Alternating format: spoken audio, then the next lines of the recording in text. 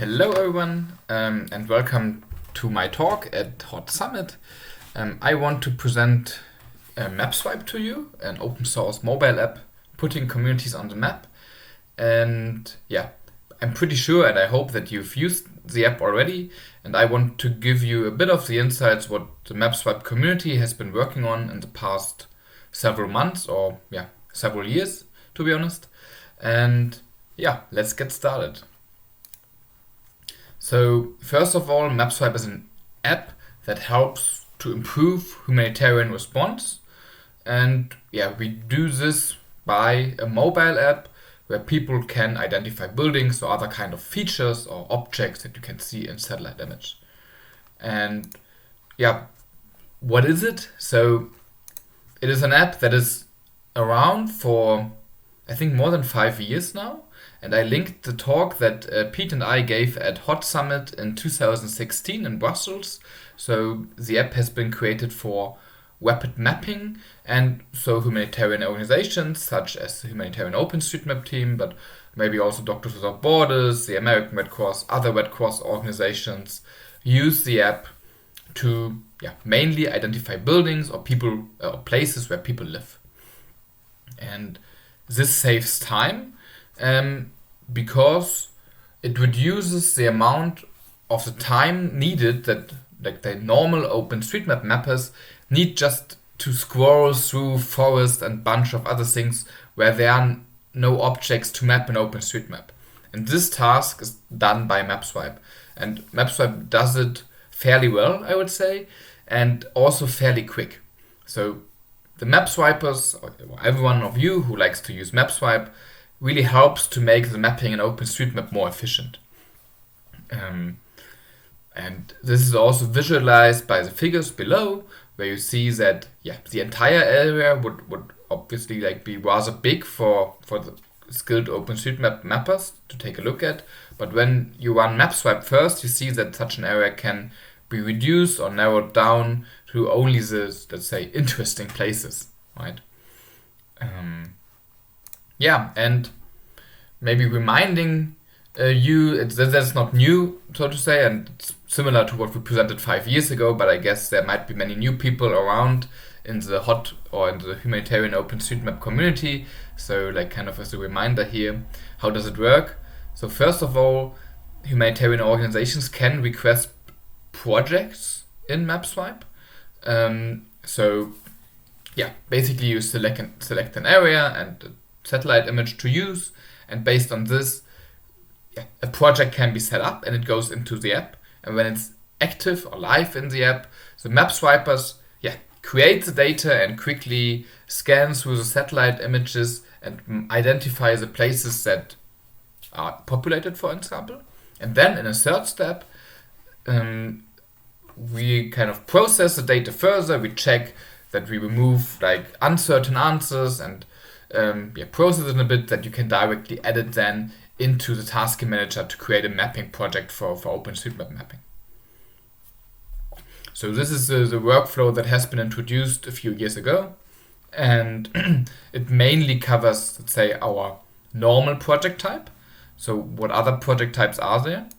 So let's quickly jump into this here, because this is really the cool thing where MapSwipe has evolved over the past years, that we cannot only do these standard projects, what you can see here. So project type 1, this is what most of you might have been doing already when you use MapSwipe, that you have this 6 squares layout screen where you just tap on the individual squares when you find a building, right? So this is our standard type. This is used most frequently, and we mapped several, I would say, million square kilometers. I didn't check, but I think it's like this.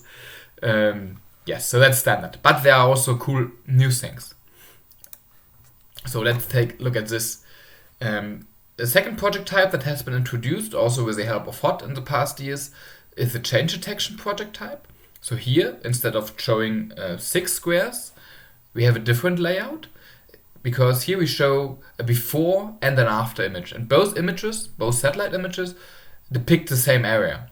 And so you can compare what you see before and after in the image, and you can look for changes. So that could be changes because of new settlements that have been built, or changes that have happened after a disaster is strike in an area, so where you might look for damaged buildings.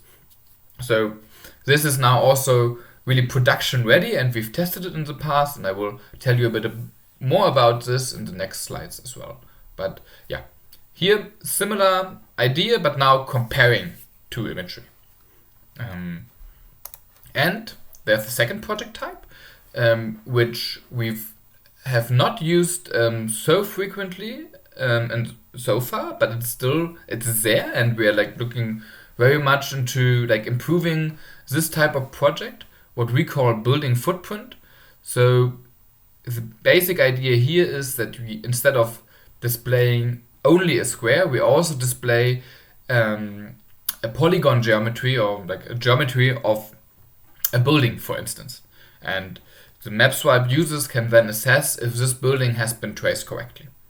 And it does not have to be a building, it could be also other kind of objects or things you would like to evaluate. Could be like forest, could be whatever you like actually. Well, so this is more like the kind of technical setup, what kind of projects are possible in theory. We are always super open to people requesting us and thinking about what else could we map with MapSwipe. So maybe going beyond what you've seen so far in the app, we are always curious to hear for what purposes you would like to use it. And this is kind of what brings me to the next step, thinking about where has MapSwipe helped in the past. I'm just picked a few examples. There are way more, and there are way more organizations that have used MapSwipe. So this is just really a narrow selection. So one first thing, here we are at the HOT Summit, and this figure has also been created by HOT, and I really liked it because it kind of showed for me really well the value of MapSwipe in narrowing down the area that needs to be mapped. And this has been applied in response to the COVID-19 pandemic and this following vaccination campaign planning. For example, here delineated for South Sudan, where you can really see now from the map how map swiping a region actually narrows it down to only a fraction of the area you started with by the beginning, right? So this is super cool, and I would say like a really like also successful use case for MapSwipe, and there have been many projects like this in the past year, and we're also a bit proud that MapSwipe could help like supporting these actions. Another one, now still using the same layout, but not looking for buildings or roads. But here we did a project that was intended to map solid waste in a city. And so it was also for us kind of a new project, but it worked out really well, I would say. And it showed me that we do not only need to look for buildings. So we can also map things that might even, maybe in the first stance, might be a bit more difficult to map. But when the imagery, like even as a satellite image or drone imagery available, we can also get such detailed information as where is solid waste dumped in a city. And that's what we did here in Bamako. It was not satellite imagery, but imagery with a higher resolution, and you see it on the left-hand side, that on this imagery you could really see where waste has been dumped. And on the right-hand side then, that is the result of this mapping.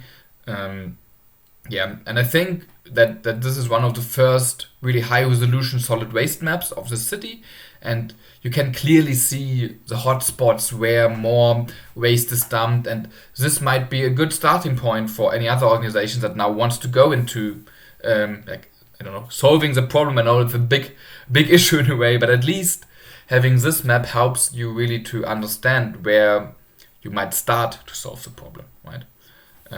So also here we are open like for other people's or organizations' ideas. So if you want to apply something in another city, let us know. We are really open to test out more in that direction as well. And let's jump into another example.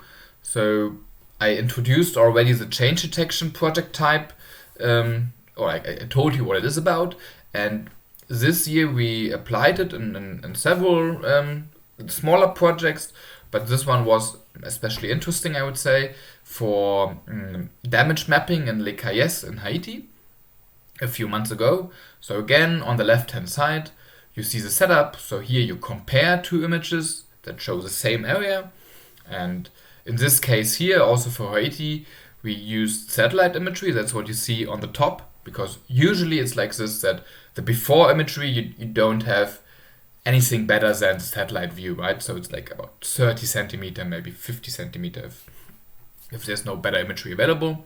But at the bottom, you see that we could even use higher resolution imagery that was captured using drones.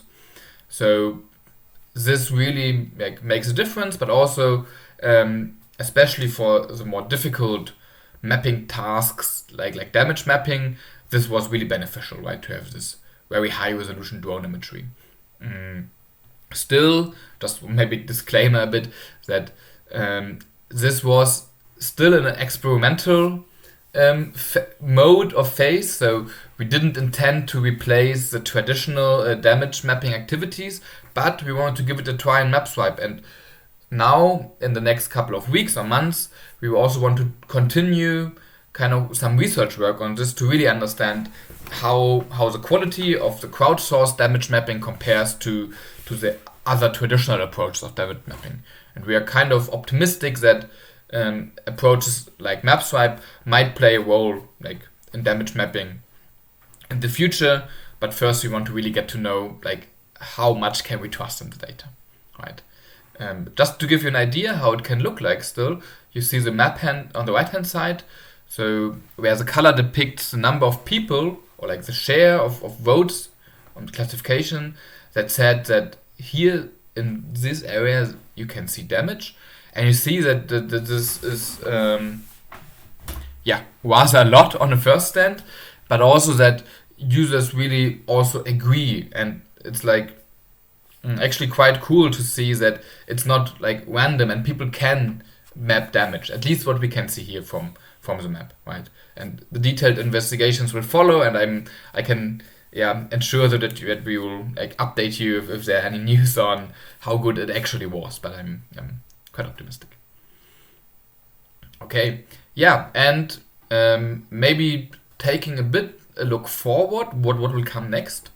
There's one project I introduced already, also with the project types, but there's a project currently going on, just started a few weeks ago, that is funded by the American Red Cross, and the MapSwipe community collaborates with HeiGIT on that is now targeting the individual buildings, and we are trying to estimate or trying to assess, with the help of the MapSwipers, the quality of buildings in OpenStreetMap. So kind of flipping around the workflow in a way that now we take buildings that have been mapped in OpenStreetMap already and give them another round of validation.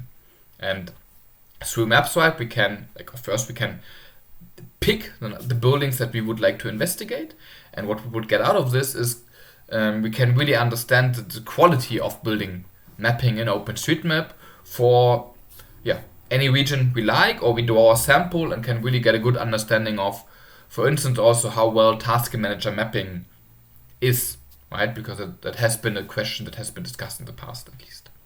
And you can see it here a bit on the example pictures, how this might look like then, that buildings can be drawn perfectly, that's what we always wish, but also sometimes we realize that this is not the case, right? That the shape is not correct, that the buildings are shifted, sometimes there's no building depicted at all in satellite imagery, and these kind of errors in the mapping we would like to assess.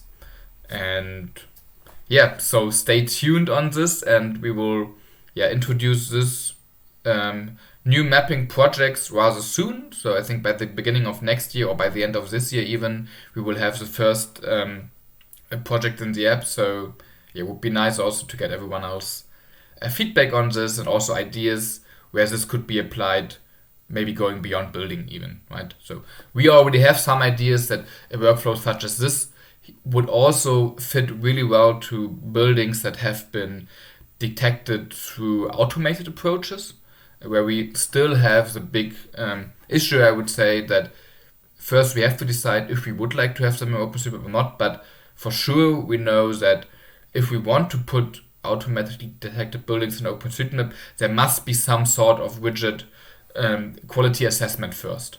And maybe MapSwipe can become such a tool in the future. That's what we are trying to work on. Yeah, and I think this is basically it. This is what I wanted to show you in my presentation. And I checked that I missed one slide. Give me a second. The last one actually would be nice to show you this one as well. So let's check here. So how can you get involved? That's important, so it should not be missed. So more technical oriented people feel invited to join us on GitHub or check out the issues and the several repositories we have there. Of course, not everyone is technical, so if you are more into using the MapSwipe data, the MapSwipe website is the best place to go. There you can explore all the data that has been produced by the MapSwipe community on several hundred projects already. And of course, you can also get in touch with us more directly, so to say. So either through the MapSwipe Twitter account that is out there since a few months, or you can write us an email at info@mapswipe.org. And maybe last but not least, we meet every 2 weeks and have a Slack channel, so you can also join the MapSwipe community there. But get in touch via email if you want all those details, and we are really happy to welcome new people in our small community.